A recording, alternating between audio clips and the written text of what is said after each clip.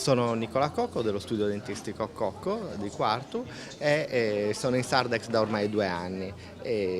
Col Sardex sto costruendo anche la nuova struttura dove avrà sede il nuovo studio e fondamentalmente mi sono avvicinata al Sardex all'inizio per curiosità, poi ho visto che è veramente una scelta vincente, in quanto allo stato attuale lo reputo come un importante partner della mia professione, della mia attività.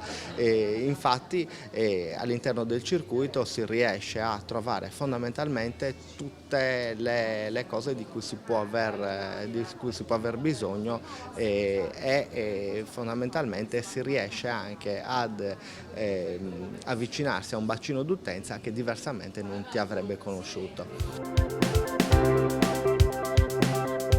Siamo entrati in Sardex da circa un mese e ci riteniamo molto soddisfatti perché abbiamo avuto un buon riscontro soprattutto dal punto di vista pubblicitario, nonostante siamo sul campo da poco tempo, comunque abbiamo già avuto un buon riscontro positivo.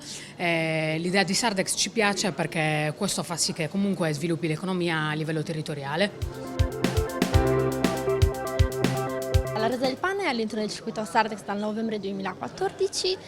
Assolutamente soddisfatti dell'esperienza perché in un momento del genere in cui la liquidità di cassa manca, Sardex ci ha permesso di incrementare il fatturato, di instaurare nuove relazioni sia da affari ma anche personali, proprio basate sulla fiducia.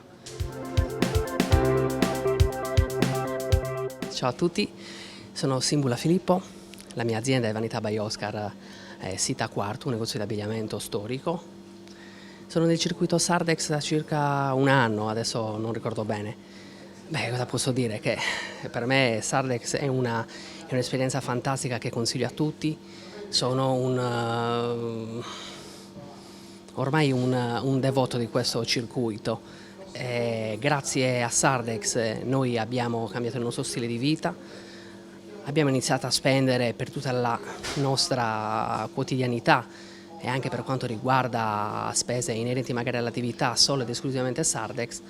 L'euro piano piano lo stiamo lasciando da parte, se non per le cose utili per quanto riguarda tasse e pagamento in parte anche ai dipendenti, ma Sardex oggi come oggi lo consiglio veramente a tutti i miei amici e colleghi che ancora oggi magari sono scettici sul circuito e sul suo funzionamento.